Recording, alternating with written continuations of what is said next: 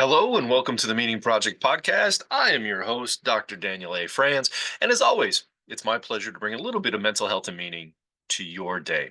Let's get right to it today. Yesterday, I tried ketamine. I've been talking about it for quite a while. I've been studying it for even longer, and yesterday it was time to give it a try. But before we get to that, let's talk a little bit about what has led up to me trying ketamine in a clinical setting yesterday morning. As you know, for those of you who've listened for a while, and if you haven't, maybe this is your first time, I've been studying psychedelic assisted therapy for darn near, I don't know, 6 months now, maybe 6 months to go in a formal setting. Now, I've studied it, read about it for quite a while, um, largely due to my dissatisfaction with modern medicine's treatment of mental illness, and not just mental illness, but I think our overall existential vacuum in our search for meaning. So I enrolled in a formal program to become a certified credentialed psychedelic assistant therapist with the Integrative Psychiatry Institute out of course, Boulder, Colorado. One of my favorite places, but I'm sure you can guess why. Colorado being a more liberal state in these areas, the IPI has their home base there. So have been studying formally, reading the research, engaging in weekly small lectures and biweekly large lectures, small groups. It is a very intense program. Part of that program is going out to the home office in Boulder here this month to have a ketamine practicum where I will I'll learn more about conducting ketamine therapy. I will do a live assessed. I guess I'll be evaluated on my ability to engage in ketamine assisted therapy with somebody who is under the influence of that medication. And then I myself will be placed under the influence and receive some therapy from one of my peers in the cohort. Um, so for me, not one to jump into a situation like that uneducated or uninformed. I wanted to give it a try before I went out and had to do it formally for class. So I partnered with a agency here in my local area, not just for this, but Julie and I from Ketamine is Hope in the local area are putting together a protocol. We have the protocol put together for couples assisted ketamine therapy, as well as we will be hosting a retreat. I believe it's looking like April of 2025. It'll be our first retreat. Um, so we'll go with a small number first. I believe we agreed on somewhere around 8 people will be brought in, and we're going to do that ketamine retreat. So if you're interested, contact me directly. I have a feeling once we start marketing it, those seats will go quickly. So before yesterday, I've been studying, and I believe in the power of these psychedelics, especially the two that we're focused on in class, ketamine and psilocybin. And I partnered with a local provider to offer ketamine assisted therapy. Julie at Ketamine at Hope has been providing ketamine treatment for quite a while now. She has the office, Ketamine is Hope. You can find her at ketamine-is-hope.com, where she works there half the week, and the other half of the week she is an oncology anesthesiologist, nurse practitioner. What a noble calling! So Julie's just a great person, and we've been talking for quite a while about partnering together. And last week I had a excuse me if I get a little emotional here, because this was a really rough situation or a rough case. Um, Gentleman is a combat veteran, so thank you for his service. Um, who also, after his time in the military, suffered a pretty dramatic TBI, where he was forcefully hit in the head by falling debris at work, um, which devastatingly impacted his frontal lobe, the front part of his brain. And the frontal lobe is where much of our emotional regulation takes place. And as he reports it, um, after that traumatic brain injury incident, doctors were saying, well, that part of his brain just wasn't quite firing. They have images where, if you can imagine, that part of the brain just wasn't quite working. Think about it. If your emotional center isn't working, if your emotional regulation center isn't working, makes for some rough days.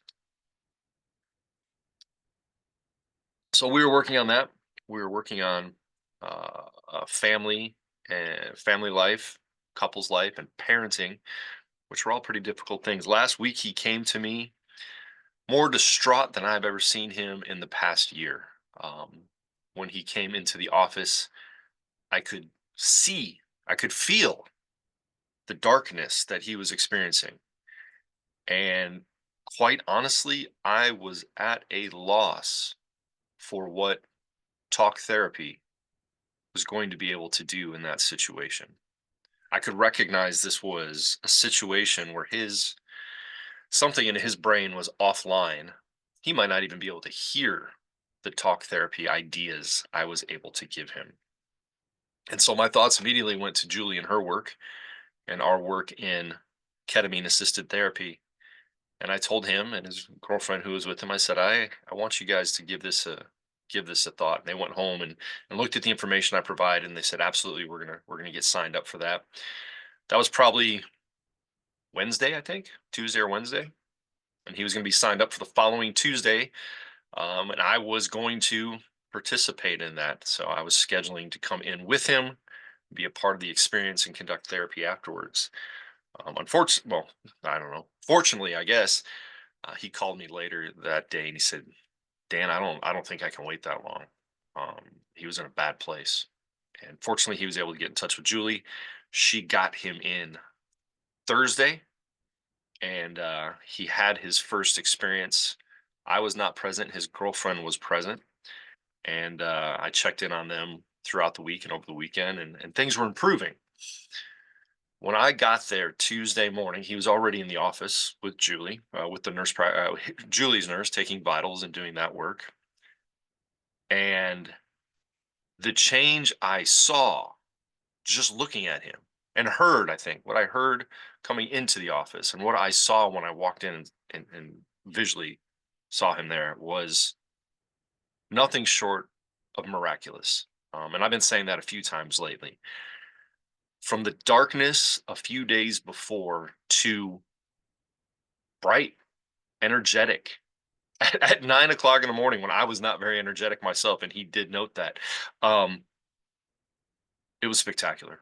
It really was. I remember how I felt seeing him a week before, and my concern as a clinician, as a human being, worrying about, is he going to be okay? And then seeing him that morning was nothing short of miraculous. Um, and so then we began the process. The nurse took his vitals, got him all set up, put the IV in the top of his hand, which totally freaked me out because I forgot that's how you do IVs. I've had blood draws in the past year. Remember, I get that annual checkup like all people, especially you men out there, should be doing. Check your blood, see what's going on with your health. But that goes in through the vein in the top of the elbow joint. God, they got to stick that needle in your hand. That was not cool. So she put the IV in. Julie came in and said, "Hey, how you doing?" We chatted real quick, and she's drawn up the ketamine solution. The ketamine solution. Um, let's see if I can remember the math. It is 0.5 milligrams per kilogram of weight. So it struck me as kind of funny when I stepped on the scale yesterday and it was reading in the 100s. I haven't weighed 100 pounds since I was probably 10 years old, 5 years old. I don't know. Um, but yeah, the scale there is in kilograms. So zero point 0.5 to start.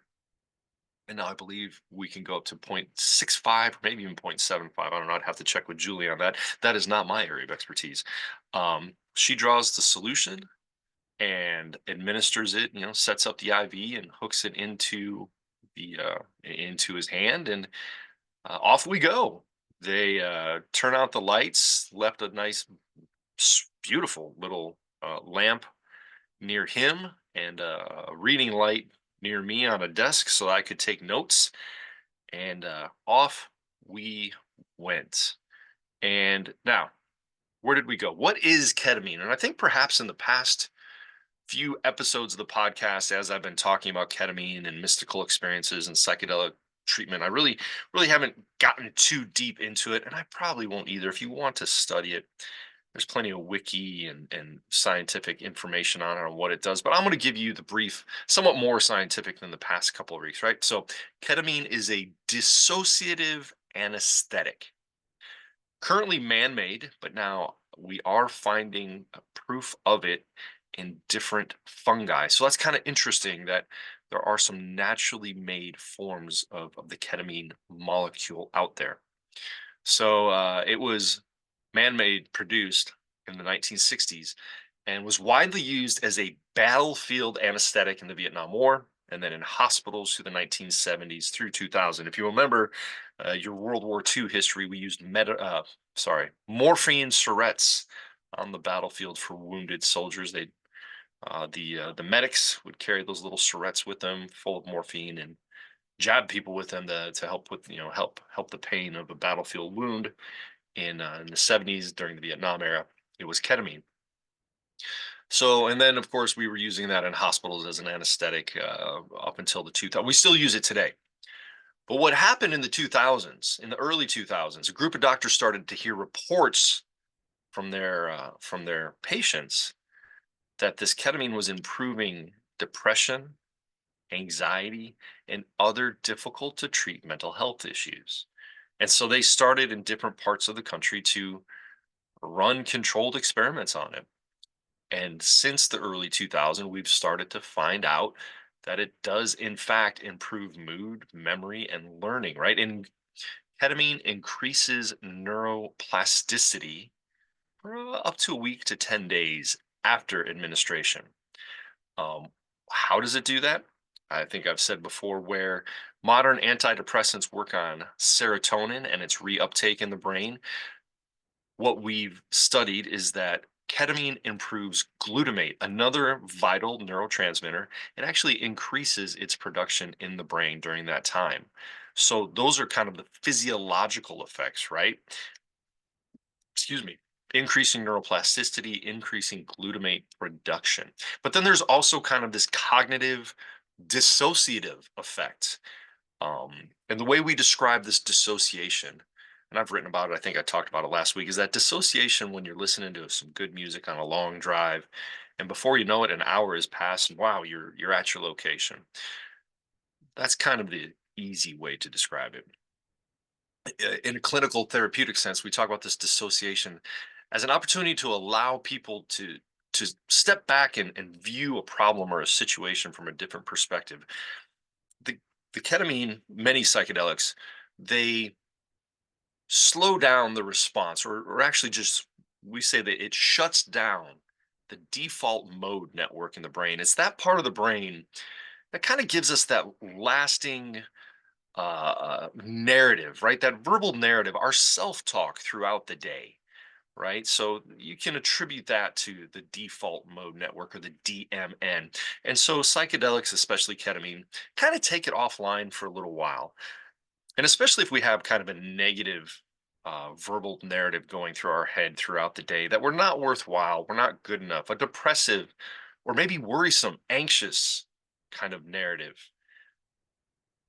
This momentary dissociation allows us to step outside of our own thinking and see issues from a different way. That's kind of the power of the dissociation.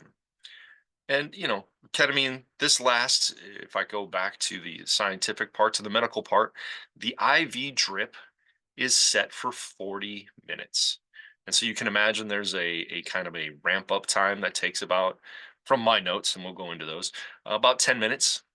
And then there's maybe a 20 to 30-minute experience And then there's maybe a come down or come back about another 10 minutes. So about a 40 or 50 minute, maybe 60-minute process altogether. So that's kind of the medical scientific. If you want more, you can always contact me or take a look at your own wiki. You can Google ketamine and see what you find there. I'd love to compare notes at some point. All right. So what happened in that session? As that client is going under, going into the experience of the ketamine, I was able to take some pretty copious notes about every 5 or 10 minutes. I was writing something, and it took time. We were chatting. It was great. We were just kind of chatting about life.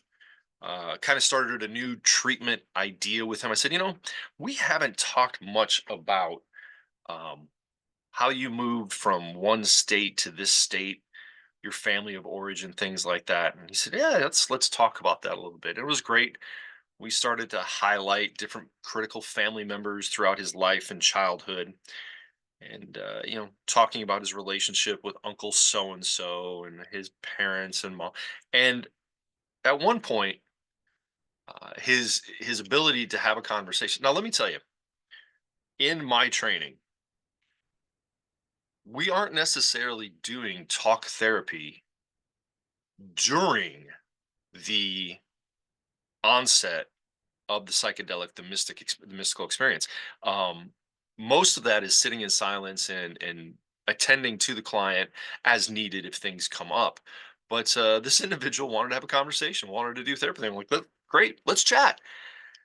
That lasted about 8, 9, maybe 10 minutes, and then I could tell he was getting kind of frustrated with himself because he couldn't track where his own conversation was going. I was trying to. That's my job, and my profession is tracking those conversations. So it's okay. We'll just kind of keep going. And then at one point, he came back to the conversation a couple times, and then at one point, just kind of settled in and said, "I think I'm done talking now," and that's fine. And kind of put his head back and allow the experience to happen. Now he would kind of murmur some things every once in a while. He would talk to himself about kind of allowing himself into the experience. A couple times I noticed he kind of picked his head up and looked at me and he said, "Hey, am I okay?" I'm like, "Yep, you're okay. Everything's going great." Um, he in that initial phase, he did start to experience some visual hallucinations, I think, because he started to see me as a bit of a, what did he say? Kind of a pleasant shadow, where maybe my features were disappeared. And he's he's former military. He's a big guy, and he looked at me at one point. He said, I think I feel like I can just come over there and pick you up." I said, maybe that's not such a good idea. He said, "Oh, no, no, I know." So I mean, he was still somewhat lucid at that point. But as that lucidity faded, probably 15 minutes into the experience, he allowed himself just to kind of put his head back and close his eyes and do some deep breathing. It was interesting because I can relate to first observing this experience.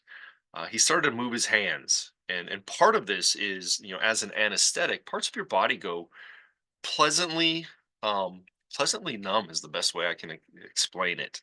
And so he would move his hands. I chose to listen to music. He did not, but there was some times where he would kind of move his hand in a flowing, almost maestro like movement there. Um, for me, let's see, there was one point in the experience he said, just let go. And he took a deep breath and put his hand, oh, this was beautiful. He said, I'm just let go, kind of softly. And he took both of his hands and placed them over his heart. So I don't know what was going on at that time. And he wasn't able to remember either. But it was just kind of a beautiful thing. And it was at this point where I became more focused on his experience than taking notes, and recognizing in my own experience, um, just how damn difficult it is compared to talk therapy. In talk therapy, I've shared with you before, that is 55 to 60 minutes of intense focus on another human being, their experience in the moment, the experience of what they're talking about. attending to their language, their body language, their tone, their cadence, and looking for areas where I can ask effective questions, helping questions. In doing that in psychedelic assisted therapy and ketamine assisted therapy, that was almost more intense because the client isn't really being verbal with you. And I also recognize trying so much to be still. Here I am sitting in an office chair that creaks, that makes its own noises, with this tension of wanting to be still, not to interrupt his experience. There was a moment where the buzzer for the IV went off, and he popped up and looked a little concerned. I said, "No, you're in a good place. It's okay." And he kind of looked at me, "All right," and he just kind of put his head back and went back into the experience. Um, for me, as the therapist, it was it was kind of exhausting to try to be that still and that observant with somebody that wasn't really being communicative with me. It was an interesting experience, and I look forward to doing. Obviously, that was my first time conducting ketamine assisted therapy. I'll be doing more. Um, and that's where his experience. That was his experience of coming back, right? So the ketamine had run its course. He was coming back, to at which point he started to serenade me a little bit with bits of David Bowie's Major Tom, which I thought was quite appropriate. And at that time, he was feeling quite warm. Right? He was wearing shorts and he had a sweatshirt on, so feeling a little warm from the experience. And the nurse came in, removed the IV, and we spent probably about 45 minutes after that just chatting and seeing how he was doing. He was feeling good, talking about the experience, talking about integrating that experience and how he could do that day and what he was going to do that day to continue the experience, to continue any learnings, and come back to it. And so we've checked in throughout the week. Things are going well. We have, obviously more talk therapy appointments to follow here next week and in coming weeks. And he will have, I believe, at least one more ketamine session, maybe two before I meet with him next. Julie at Ketamine is Hope runs a course. She recommends 6 treatments, either broken up 2 per week or 3 per week, for the full effect and then maintenance if needed. For mental health issues, mental crises, things like that, things like OCD and depression and anxiety. That is ketamine assisted therapy from my perspective, from the therapist perspective. Now, yesterday, I went in for an infusion for myself. And you might think this is pretty obvious, but man, I tell you what, part of doing this kind of psychedelic assisted therapy is setting intentions. We talk about this in meditation and in yoga and various deep breathing exercises. Setting intentions is very important going into the experience with an idea of what you want to get out of it. I was really having a hard time with that. Why? Because I was nervous as hell. Full disclosure and complete honesty, even after witnessing, I think because I witnessed that on Tuesday, and then Wednesday, after several weeks of classes focused on psilocybin, wouldn't you know it, we went into a class Wednesday about ketamine and ketamine consent and the legalities and the potential issues. So coming into this experience Thursday morning, I was a little nervous, and I think that's my anxious mind sometimes when it comes to these things. I think any of us get nervous about a medical procedure, but boy, was I a little stressed. And of course, I wrote my notes here. It didn't quite help that I had to rely on my daughter as my transportation. As a hardened German, when it comes to time, right? I'm a have that German association with time. I want to be there early. Either you're 15 minutes early or you're late. And I figured we can wanted to start a little early. And you know, I like to say my daughter has, most of the women in my family has a really um, unfortunate relationship with time. They see time differently, and so trying to get her out the door at the time I thought Was not that it didn't help my the word of my journal is apprehension that I wrote yesterday morning. Maybe even a little bit nervous. Certainly didn't help. So I quietly got in her car and tried to bite my tongue and not complain about her relationship with time. And you know what? She was so damn sweet. I really appreciated that. Not necessarily apologetic, but kind of sweet. She said, "Well, Dad, what's the plan here? What's your goal?" And I said, I'm not really sure. That morning before going in, I came up with I just wanted to enjoy the ride and come out better on the other side. I did not purposely rhyme that, but I thought, going into this experience, maybe having a little rhyme would help. And she just kind of, well, I wasn't looking at her, but I could almost hear her roll her eyes at that one. She said, "Dad, my friend, the yoga teacher, who literally just got her credential in teaching yoga, but is now this great guru." Uh, and I'm sure she is wonderful at it. But she said, she talked about setting intentions and things like that, and we kind of worked on that and came up with some different things. I said, I wanted to get the experience and come up with some other ideas. But she was quite wonderful in helping me calm my apprehension. Of course, until I got to Julie's office and I went in and uh, there's the IV bag and all the big needle. I don't know what that was for. The thing was they weren't going to stick it in me. They insert the IV in your hand, and then they put the port in your hand, and then anything you need goes in through that. So, Julie and Cindy, the nurse and nurse practitioner, hey, how do you get nauseous well? How do you tolerate this? I'm like, usually pretty well. Don't get seasick. And Cindy asked, should we give him some Zofran? That's usually good for any kind of oh, geez, what's the word? Dizziness, nausea, any nausea and things like that. And of course, Julie's like, sure, why not? Let's give him some Zofran. So they get me all set up, take my vitals. Vitals are looking good. Let's see, I got a IV port in my left hand, got a blood pressure cuff on my right arm, got the little finger air heart rate thing on my finger. I wanted to take notes. I said, "Do I have to wear that?" And they said, "Well, we'd like you to do that on the first time, but you can take it off to take notes as needed." Um, so got there, got in. My notes say at 9:07, I am locked in. Got everything set up.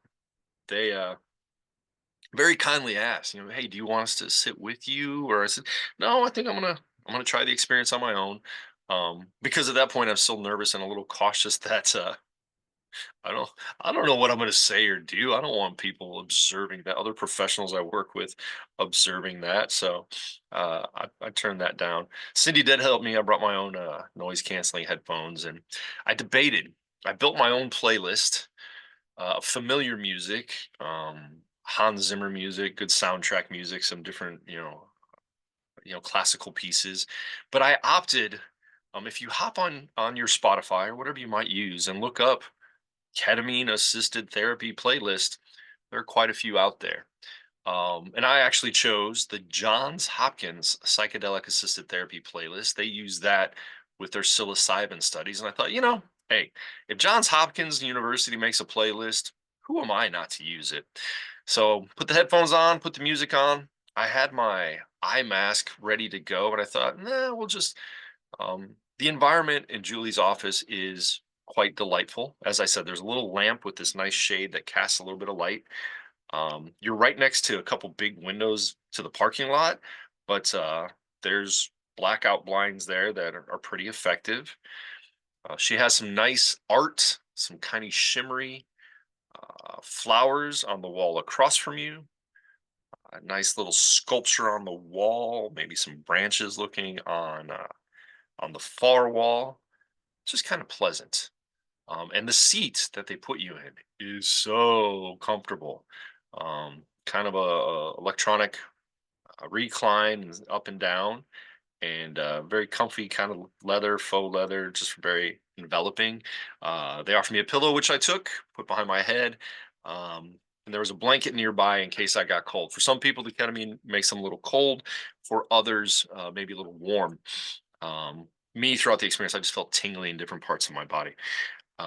So to continue, excuse me, I need a cup of coffee just to, I don't know, I'm feeling pretty energized this morning. We'll get to that, but the coffee is pretty good. And it's the Meaning Project podcast mug that you can acquire online as well. So 9:07 locked in, looks like 9:13. So a few minutes later, wrote relaxed question mark, or maybe just leftover sleepiness. Still a little tired from the night before, and probably a little tired from that nervousness driving up there. 9:17, I can tell it's starting to work. My head's getting a little fuzzy. My hands are getting a little numb. I could feel, or it felt like my movements were slowing as I was trying to write, and my writing gets a lot sloppy here. My gross motor function, right, the ability to, excuse me, make big movements, arms and legs, is starting to fade. And again, that's the anesthetic function. A few minutes later, 3 minutes later, I'm getting a little dry mouth, and I wrote my head is buzzy instead of fuzzy, so a different feeling. And then let's see, I started at 9:07 at 9:22. So about 15 minutes later, I write here, it hits. My feet are tingly. Maybe, I couldn't tell for sure.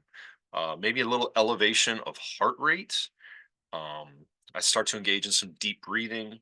My ability to write is fading. It's funny, my writing hand, I noticed my pinky was especially numb, so it's hard to lay my hand on my journal here.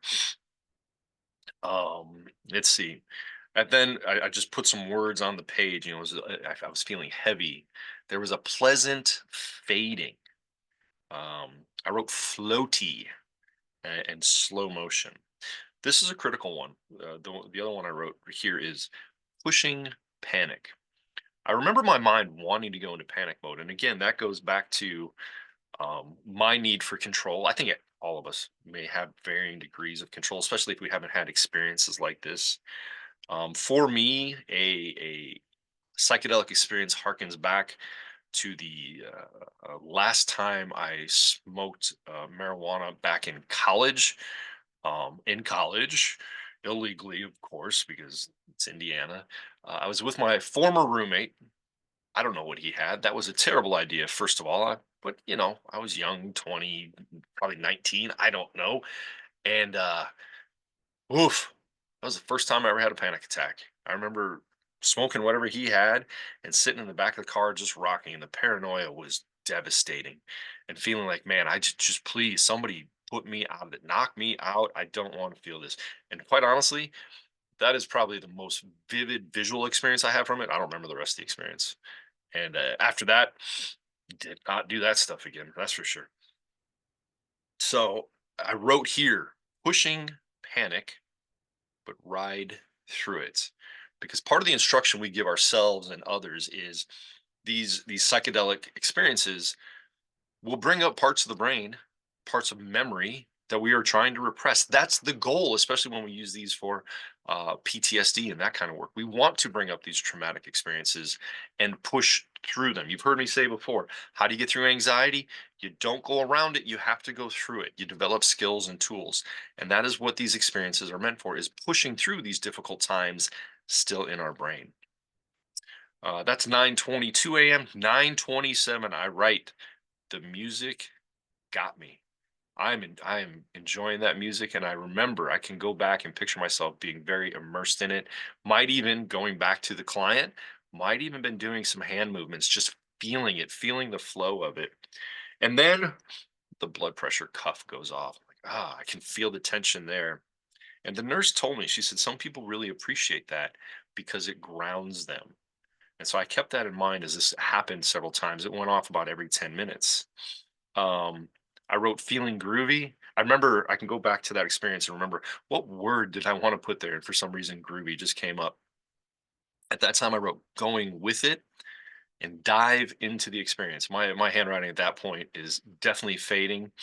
I just drew a wavy line at one point, but also the pressure of the pen kind of came in and out. And I remember being that part of what I experienced, this wave like function of consciousness, but also coming in and out of consciousness. And I believe for me, that was an important part of the experience. There was this cyclical nature to it. I wrote later, kind of like this life cycle. And I remember thinking that there was a life cycle nature to it, um, a wave like function. And I felt that both physically, but then also in the cognitive conscious part of it as well. And it was quite pleasant, quite beautiful. After drawing that weak kind of wave, I wrote "Let Go," no more writing. And then it was almost exactly 30 minutes later, 9:57, I wrote "Coming Back." Now, through those 30 minutes, through that experience, here is what I remember from it. There were parts where I fought the experience because I so badly wanted to remember and kind of like lock it into memory, and so I could share it. I remember thinking about like I need to, there are parts where I'm like, more people need to know about this. And you've heard me say that before about logotherapy, but this, I was like, I really want to bring this to people. I want to remember and document it. And that was in conflict with also the other part of my mind that knows, the mindfulness part where you got to experience it, allow yourself into it, embrace it, ride it is what I wrote here, because that's what it's for. It's not about should I share this, should I put it on Facebook. For me as a professional, that's what I wanted to do. That's why I wanted to experience it. But I also wanted to take the healing qualities of it as well for myself. And through that experience, here are some of the parts I remember. First of all, how pleasant it was, how warm but not hot, not cold, tingly, but how cared for. Boy, that's the first time that came up. How connected, how interesting. Connected, but there were points where I recognized there was a difference in my mind and body, a disconnect, a dissociation, as we say, where I could come into my mind, into myself and my thoughts, and I felt this warm, dark. I envisioned, when my eyes were closed, it was a dark, bluish, darn near the color of the Meaning Project podcast on the side behind me area. And it just felt it was so pleasant. I'm enjoying the music. The music is beautiful. And I'm having this experience of feeling my body on waves, this in and out life cycle kind of function. And then there were times where kind of the anxiety set in, and I would be like, that loss of control would set in. And I remember I could manage it by slowly opening my eye and bringing myself into the present world. And that's maybe where more of a cognitive function came in. And I recognized I'm okay. I enjoyed a little bit of visual distortion. The music was still beautiful in my ears, but I remember a great sense of gratitude, being so thankful for the experience and so free of worry and anxiety that I would then close my eyes and come back into this wave of experience and really enjoyed that. So I remember later on feeling grateful for like of that repetition. I wrote that somewhere. Like there was a repetition of that process that was really enjoyable. And I think that was the wave and this in and out nature of consciousness. And if you can't see me on the camera, even just thinking about it, I'm making this wave motion with my hands. Um, it was so freeing and enjoyable and comfortable. And a reminder in some ways, kind of this existential quality that my mind is not my body. There's a connection, but that my mind manages my body and that my body manages my mind. And there was no, like, I do want to, like, there was no great, I didn't talk to God. I didn't have some mystical, well, I mean, I believe it was pretty ineffable. I'm trying hard to F the ineffable. That's a joke. To trying to describe the ineffable. Um, but the, it was just very pleasant, very warming, very soothing, very comforting. I remember each time I came back fully into consciousness, I was like, I hope that's not it. I want to go back in. And I was able to. I went back into that warm, dark, oceanic, wavy kind of place. And it was funny. If you choose to do this, have an experience like that, clinically, we talk about make sure you wear comfortable clothes. And I did. I had some nice, comfy joggers on and one of my favorite t-shirts and a nice zip up hoodie sweatshirt, right? What I call my clinical camouflage when I go out into public and I don't want people to recognize me. Although I've noticed people are starting to recognize me more and more. You're onto something out there in my clinical camouflage. But with, I don't know if it was great intention, with some intention, or maybe I just realized it later. I just put on a comfy t-shirt and it happened to be a Maui Brewing Company t-shirt that I got years ago in Hawaii that had a turtle on it, or a Hawaiian symbol of a turtle. And wouldn't you know, that turtle came in and out of my experience. And it took me back to years ago when I was snorkeling in Hawaii and I saw a sea turtle. And I just had this most amazing kind of spiritual experience being in the ocean with a giant sea turtle, and that came back to me sometimes. You know, I was kind of back in the warm waves with that sea turtle. And if I think about it, that was a beautiful time in my life, a beautiful time with family, and this experience took me back there, and again in an ineffable way. It wasn't really being there, but it was being there in a different kind of cognitive sense. So then I start coming back and I recognize, well, I think this was maybe the third or fourth repetition of that in and out process, where well, the music hurt me. Oh, I didn't think of it that way. That's the first time I said it hurt me. It got me in a different way. And here's why. Louis Armstrong's everything up until that point had not had lyrics. Louis Armstrong's wonderful used to be one of my favorite songs. Louis Armstrong's Wonderful World came on, and just the beginning and the first few pieces of those lyrics came in, and I couldn't do it. Wonderful World was the song my mother and I danced to at my wedding for the father, mother son dance. And so, it's been maybe 6 years since we lost her all too quickly to cancer. So I did not at that point in the experience, I did not want to have a conversation in my head with my mom. So, and I had thought about that beforehand. That was one of my intentions. Like, yeah, maybe I'll resolve some grief or deal with some of that. But when that song came on, I said nope. And I was at a point where I don't know if I was like, I was able to bring myself to consciousness enough to pick up my phone and hit forward. Excuse me. Sorry about that. I knew that was going to happen. Um, and so, interestingly, the music switched. I was able to go back into the experience. The next song I remember,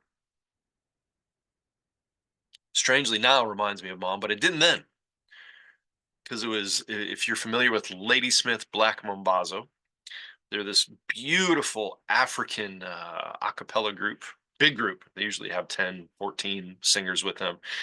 They backed up Paul Simon on his Graceland album back in the 80s or 90s. And I've been a fan of theirs ever since. And years ago, I took my wife and my daughters and my mom and dad to go see them at a local university. And I didn't think of that in the experience. I'm just thinking of that now. But I wrote here that it was a beautiful song called King of Kings. I've never heard it before. I'm going to pull it back in and certainly put it in my playlist. But I write here that they brought me in, that they saw me back into consciousness. And I remember being at a point where I recognized, I just knew, I'm like, ah, that was so awesome. And now it's over. And I'm going to take that with me. And I wanted to get some notes really quick at that point, and I think I jotted this all down in the same minute or two. As I said, there was this dichotomy, this conflict between my mind wanting to remember and log these experiences so that I could share them, to document them, in conflict with, hey, join the experience, enjoy the experience, be mindful to embrace it and ride those waves. For me, an unplanned, unfamiliar music was perfect. And I have to wonder if I would have had a familiar playlist, if that would have been different, if I would have been able to embrace the experience as much, or if it would have kept me more in consciousness. Uh, Towards the end, I think I intentionally put on my playlist and pulled up. It just randomly pulled up Hans Zimmer's "Time" from, I believe, the movie Inception or Interstellar, and that really is a beautiful piece that's affected me throughout my life, and that it was good. 10:05. So darn near an hour after we begin the experience, I'm feeling brighter, just an overall sense of brightness, more cheeriness. I was really looking forward to my daughter picking me up, not to talk about the experience, just to be with her. That was really kind of cool. Um, I noted here. I remember a point somewhere around the 9:50 mark where there was an intense feeling of wanting to share, but also recognizing that to me that experience was ineffable. Right? I wasn't going to be able to share the exact experience, and I know the words I've just shared with you probably aren't a perfect representation of it. Um, and this is interesting. I write there that there's a an arrogant piece about that. And what I meant by that, there's this arrogant piece of you got to be there to understand. It's like we Jeep people, right? We talk we well, not me, but some Jeep people look down on non-Jeep owners, and you see this on, well, it's a Jeep thing, you wouldn't understand. That that kind of came to me in this point, right? It was this arrogant piece that you have to try to understand it, that is so ineffable. Some of my final notes, just underlined multiple times. So pleasant. And then my final note of the morning is, and now back to life. Some quick notes on that experience afterwards. Um, I remember getting in my daughter's car and she's driving us away. We're gonna go get some breakfast. And I said, "Oh, yep, I can understand why they don't want you driving after this. There is no way I should have been driving, and I'm glad I didn't." Enjoyed some brunch with her, had a great conversation about life, etc. Um, Came home. Yeah, I came home and went right into a Zoom therapy session at noon and felt very energized and energetic during that time. I had a phone session right after that, felt really good then, had a great conversation. And I thought to myself, I had a break of an hour in between that phone session and my men's substance abuse group. And I thought, I could almost take a little bit of a nap. And I said, hey, you probably should. That was my default mode network and that narrative, that internal narrative. But I didn't. I got wrapped up in some paperwork, probably checking some emails, doing something. Before I know it, I'm like, oh, it's group time. I didn't want to have a cup of coffee. So I went into group.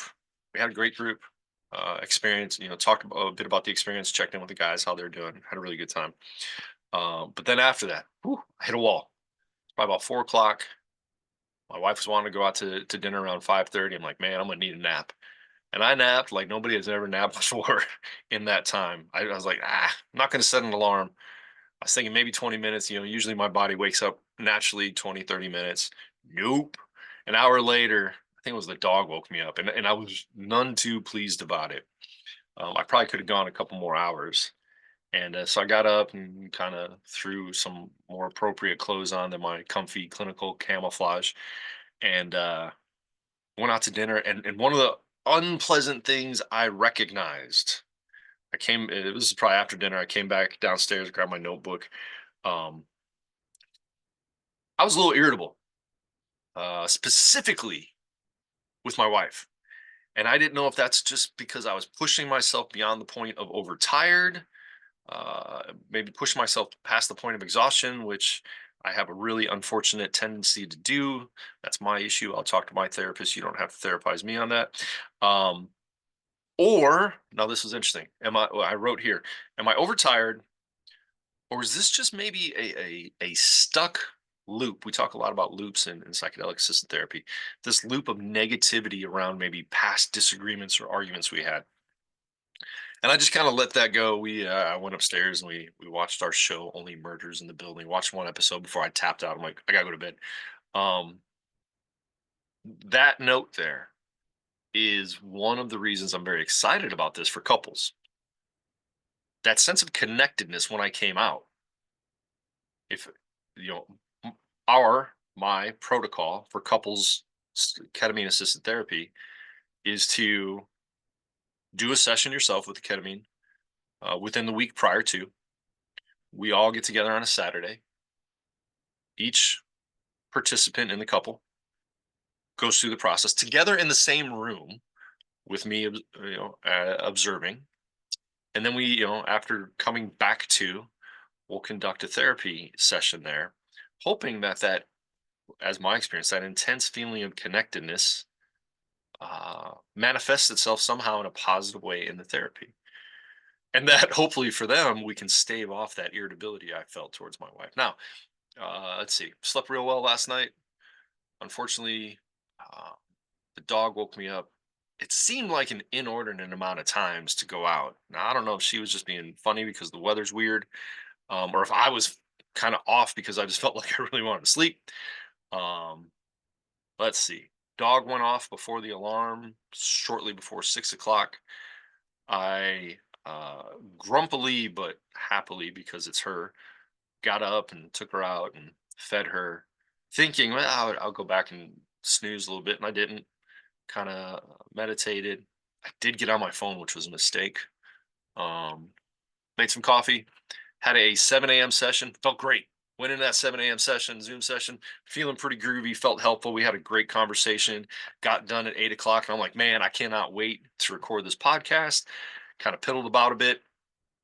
And now this morning, that irritability is gone. I am excited. I've joked around. Again, because that neuroplasticity has been increased, I can't wait to get up and fool around with my guitar, take some of those lessons and put them to work, hoping, by tomorrow I'm playing like Clapton, right? So, Dr. Dan Clapton will be serenading you now. Who knows what that'll be like? But um, I want to use that neuroplasticity and see if it helps, grow my guitar playing. I'm gonna do some reading today. Really take the day after recording this and try to nourish my brain. Yeah, I've got some chores to do, some things to take care of. It's always work related paperwork, but I want to see what that does. So that was my experience. That was my experience this week, administering ketamine assisted therapy and then going through the process myself. It was absolutely delightful. I am not going to do it anytime again soon, just because. Well, oh shoot, I am. Well, if I had the infusion yesterday, this month, as I said, I'll be heading off to the home offices of the Integrative Psychiatry Institute for a intramuscular group ketamine assisted therapy uh, practicum. From that, I'm going to take a lot of ideas. My goal there is to do some research into the ideas of how we will lead our retreat in April. Got a location picked out, writing the protocol right now, pretty much have our agenda planned. Looking to figure out between Julie's time and the medicine and my time and the experience, the goal of the ketamine assisted retreat next year.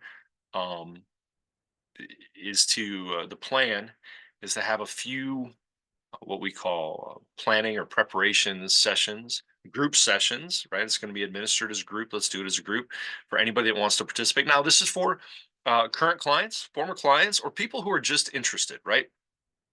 Obviously, people that have worked with me before are going to have a little bit of an understanding. Those of you who have listened to the podcast will have a bit of an understanding. You'll have experienced my silly way of doing therapy, whatever it might be, the logo therapy and things like that. But you don't have to have that experience to engage in this retreat. That's kind of the model, right? This is for you and not necessarily a long-standing therapeutic relationship.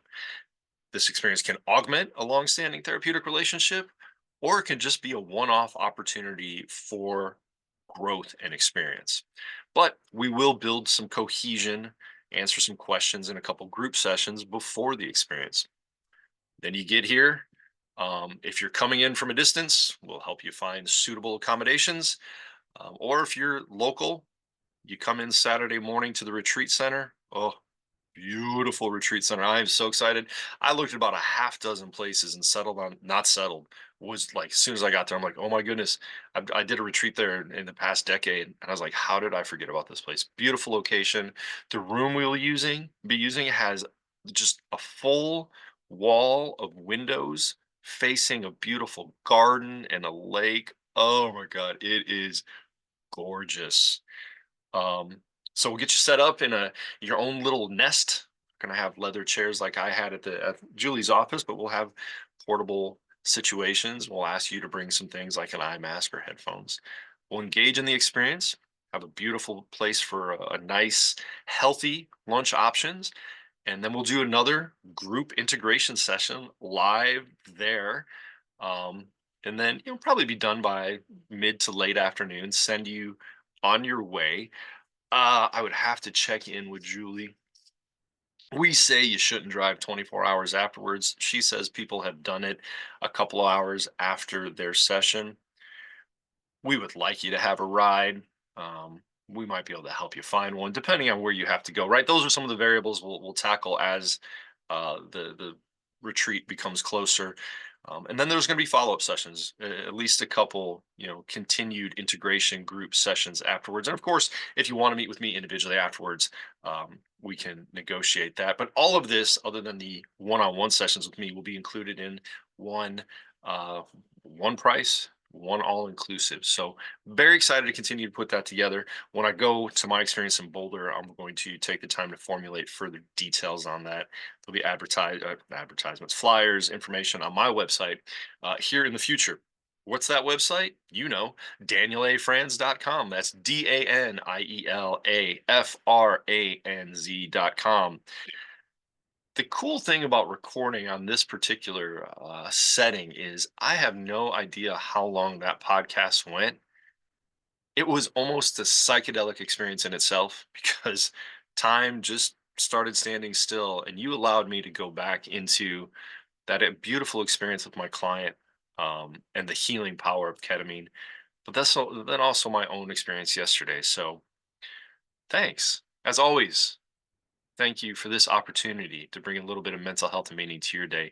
And thank you for allowing me to go into my day, remembering that ineffable situation and opportunity. And I'm going to take that with me. If you are interested, if you're near my area, we can work together. I can set you up with Julie at Ketamine is Hope. Or if you're not, I've developed connections nationwide through the Association of Ketamine Professionals that we can help you find somebody. If you'd like to travel, come on into the retreat. Very excited. Probably looking at April of 2025. If that goes well, we'll be doing that every so often. Definitely, so if you don't make the initial 8, we can probably put you on a waiting list and see when we can do it soon. But if you are at all interested, come find me at DanielAFranz.com, DanielAFranz.com. Check me out on all the socials, most often LinkedIn and Facebook. Probably start doing some more Instagram. You can find me there. You can always email me at drdan at danielafranz.com. If you're at all interested, let's have a conversation and get you involved in this amazing healing, brain growing neuroplastic medicine. Thanks again. It's always a pleasure to be with you, and take care.